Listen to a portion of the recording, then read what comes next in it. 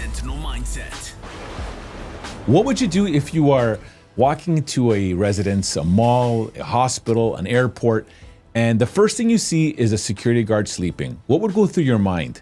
Would you sympathize with them? Would you feel that maybe they need a little bit of a blanket to help them sleep more? Or would you be visibly upset thinking, what is happening? Let's find out in today's next episode of the Sentinel Mindset.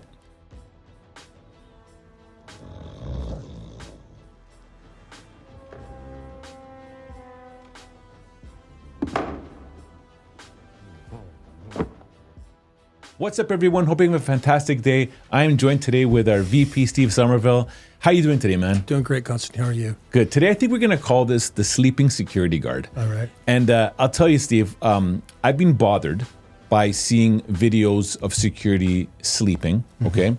And I've actually been irked, if I can use that word now, by some security agencies that are using the leverage of the security guard sleeping to kind of put a position in place that the reason why that they're sleeping is because they're working for a minimum wage. And because they're working for a minimum wage, they probably have 2 or 3 jobs. And because they have 2 or 3 jobs, they are basically in a position set by their employer to sleep, followed by clients. If you're looking at this, this is the reason why you got to pay for more. And I'm thinking, what are we talking about here? Yeah. The guard is sleeping. That's right. I understand. Excuse me for putting it this way. The shits and giggles of looking at Mr. Bean. Yes. We smile with that. Right. But I really am not amused when this occurs in the workplace. I've seen it in security. I've seen it in policing. Yes. And I'm quite challenged by the risks associated to the participants. I, as security directors working at live events, especially overnights when we're looking at sites or stages being guarded, and you're making rounds upon arrival in the morning or sometime during the night, and you find your protector asleep at the wheel. And I don't not find that a light moment. I'm very concerned as the risk. Let's just talk about the risk to the guard. This could be very, very obvious, but your environmental awareness is completely shut off. And not only is your site, prone to criminal activity or slippage or theft or damage or whichever, what about you as an individual? You have no sense of awareness of people being around you. You can't see what you can't see. You can't assess what you don't see. And you've not only put yourself at risk, you are in a zero situation to defend yourself or take action to defend yourself. If something was to transpire quickly, you go from a sleeping state to a shock state, and that's where significant injury or worse can occur. Let's take a look at the clients.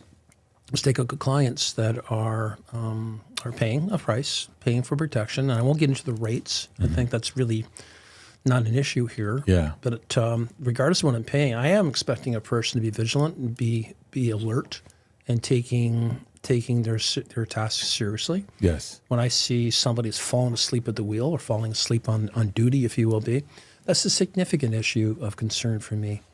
And I really think that is something that needs to be hammered out. I don't think that's okay. I don't think that's dismissive. I don't think it's a big smile and, oh, well, this happens. I don't. And I'm not naive. I've been in this industry for 45 years combined with policing. And this is something that is not excusable. And we need to be very alert. If you start to feel yourself nodding off, then it's duty is upon you to stand up. Right. Have a sip of caffeine called coffee. Yes. To make certain that you are awake and alert and are able to perform the tasks that you are being expected and required to do. Absolutely. I do know that in some of these posts that I read, there's this emphasis that it's the agency's fault that the reason why the guard is sleeping on shift because they've put them in the situation where they've underbid the contract so low that they have to pay the minimum wage to do so. But let's talk about it from the client's perspective.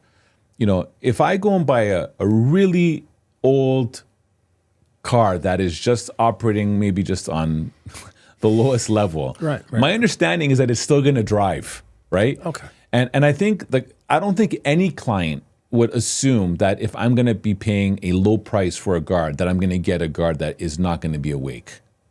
And I don't think they would tolerate that with the client either. I've dealt with clients before that have complained that our security guard was in a darkened corner, a darkened room, feet up on the desk, snoring away, and had to be alerted and shaken by the client to say, "Oh, are you okay?" First of all, and secondly, you're asleep. Right. And how we have to respond to that. Right. It's a difficult, embarrassing, humbling response to say, yeah, we fell asleep on the shift. Can you imagine if there was a loss or if there was some form of damage of an issue, and you might be able to tie that in with the lack of security presence? I don't know if that would be an insurable item because of the negligence component. Okay. That could be a basis of losing a contract. Yeah. What about for people, Steve, that say things like, it's not the guard's fault, for example? Like when you hear that kind of stuff, for example, right? I think I personally feel that all the responsibility here is on the guard because it's his responsibility to get sleep so he can make sure he's ready for his shift. Yeah, for the purposes of a podcast, I'm not going to disagree with you because I agree with you. You're absolutely right. I do believe I don't believe that's a forgivable sin. I mean, we all have circumstances, but if you feel you are falling asleep, that you're duty bound to rise to your feet and to stand and move around and prevent that basis. Right. I'm concerned about the horrific risk associated to not only just the site or the property that you're overseeing, but the systems that you might be overseeing. I saw recently a segment on one of the social media platforms with security that was asleep at a hospital. It was, I believe, an emerge. And if I understood the context correctly, a person came up and had to, hello, actually shake the guard to get them into a sense of alertness. Hello. Wow. Devastating. Right. And we wonder why there's perception. This happens in law enforcement as well. Yes. Or corrections. Right.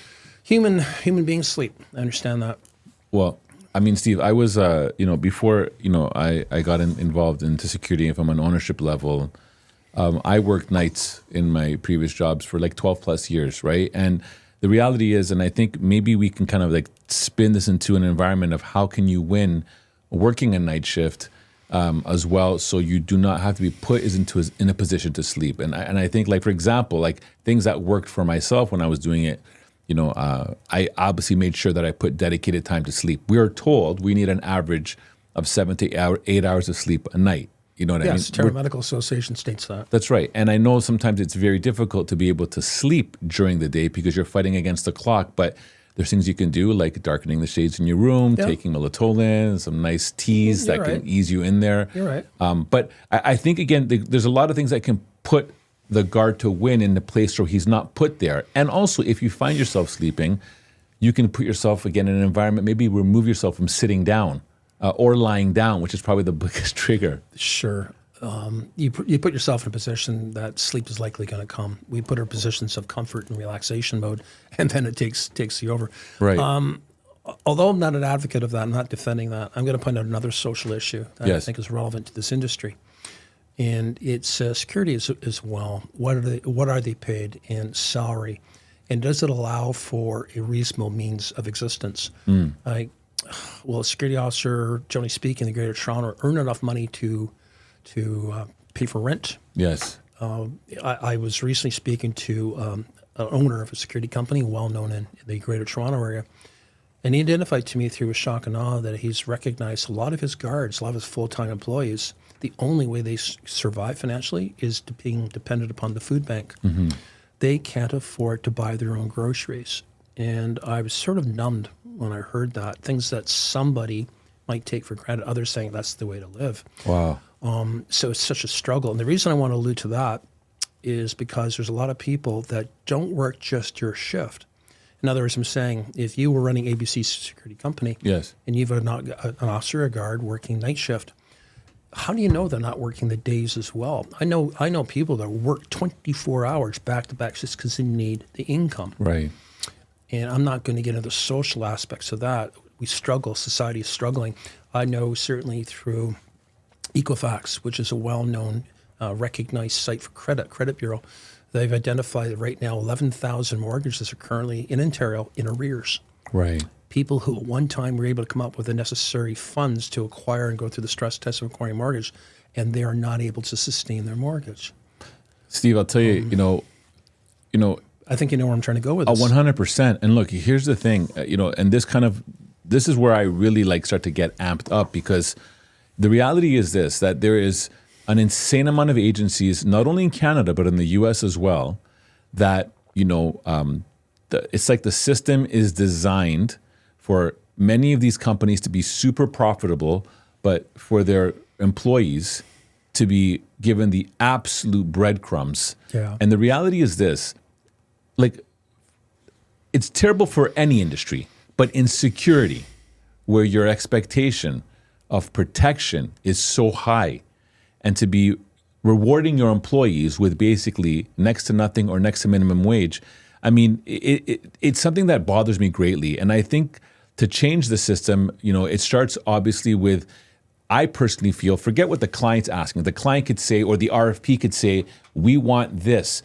Well, you know what? I know for us, Steve, we've lost so many contracts because when we're calculating what we need to do to make us win, make our people win, make the training win, it has to come at a certain number. Yes. Right? And for us, if those numbers don't align, then it's all right, man. Well, I don't want to set myself up in a situation because without our people, Steve, and this is for any company listening, without your people, you're nothing. You don't have a business. Yeah, you're nothing, right? So you have a lifestyle dependent upon the efforts and the sweat of others. That's right. And a huge amount of respect for people that.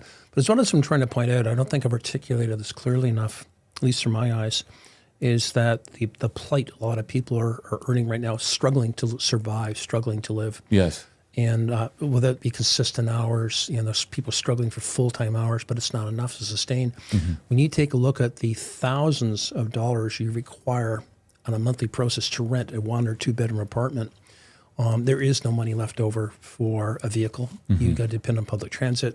There's no money left for shopping, shopping prices and grocery stores, what they're like. And there's people that are living on the food bank. And when I heard this, it made me realize that the demographic often that is attracted to security, there's a lot of people out there who are working for minimal wage. Mm-hmm. And this is why when we provide them $1 or $2 more per hour than perhaps the competitor, they're eager to work with it because this is going to be sustainability to a certain degree. Right. So that's a bit of a struggle. 2 nights ago, I attended a little off topic, but just want to make it relevant. I attended a session and a seminar, a presentation out in Oshawa at the Regent Theatre on long-term health care and the facilities and the demographic and the core staff and understaffed and overworked and the plight of our elderly. That's another topic. Mm-hmm. But talking about the staffing components, struggling to make ends meet, minimum wage, and a lot of people can't afford to move on, but they're working multiple jobs. And there's only enough energy and only enough hours a day that you can stay awake to work. Right. This is what this particular industry is attracting. And there was legal counsel there giving some opinions on how that can be changed. Mm-hmm. Salaries, competencies, we said before, I'm not being mean-spirited when I say you get what you pay for. Yeah. But when we do have a person working multiple hours or multiple jobs trying to earn a trade, this would be, if I may say to you, a reasonable explanation as to why I'm nodding off. Okay. And that alert process, you hear a clap, you hear a noise, you see something. You're obviously you're not awake. Yes, for and sure. You're sprung into action, but you're not at your best because you're living and you're working fatigued. When somebody's been awake for 24 hours, you have the same powers of observation as a person who's legally impaired. Right. And wow. people we put into our work. Yeah. I've asked people during training, how many people have been awake and working for 24 hours? A lot of people put their hands up.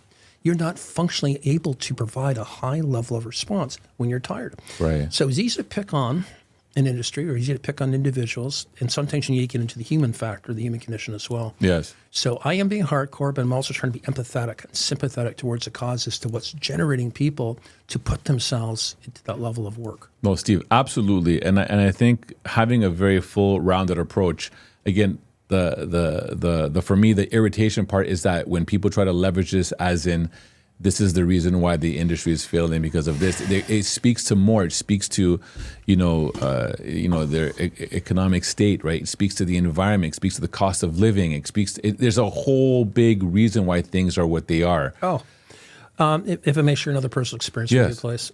2 weeks ago, I attended a local cinema with my daughter. We have daddy-daughter date night. We do it frequently, and we get out and go see movies. And you shouldn't be surprised. We went saw a horror film together. Okay. All right?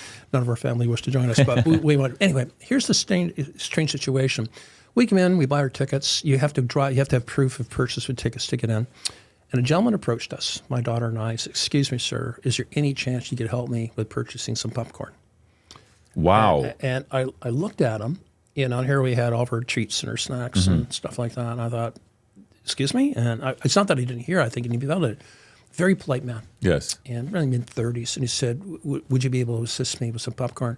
So I just looked at my daughter, so just watch her stuff, and I went and purchased some popcorn, and it was $9 for a popcorn. Yes. And when I gave it to him, you think I gave him gold dust, the value. Wow. He got emotional. Sir, thank you so much. I was only looking for enjoy, Mm. And I don't think I could have walked away from that situation by saying no. Yeah, we were gorging our faces, not literally gorging. Yes. Filling our faces, and you take it for granted. Now, how difficult it must have been for that man. Right. To come up and ask. But you know something? I'm on the old school where you sit and watch a movie, you got a popcorn. Yeah, of course. Yeah. And I thought I could not be a part of that denial process with that person. Well, Steve, that to me is like, look. I've never had that experience before. No, for sure. And look, sometimes it's important how we start this podcast and how it ends. Oh, wow. Is that, is you're taking into account, and by the way, is it intentional? I don't know. But are we literally taking into account all factors in the situation, right? And the reality is, man, is that it's expensive out there, and we're in Toronto. For those listening, it's a very, very expensive city. Rent does absorb an insane amount of someone's income, depending what their income is, and minimum wage just doesn't cut it. No, it just doesn't cut it. It doesn't. And before we jump to judgment and judge another human being, perhaps if you walked in their shoes and understood what they were living, and how difficult it was for them to survive, we might have a different viewpoint. Mm-hmm. And if not, that's certainly within your viewer's perspective to look at this situation. Yes. And there's people just hammering down, I'm paying for an alert functional security guard. Yes, you are, but you're also dealing with human beings. Okay.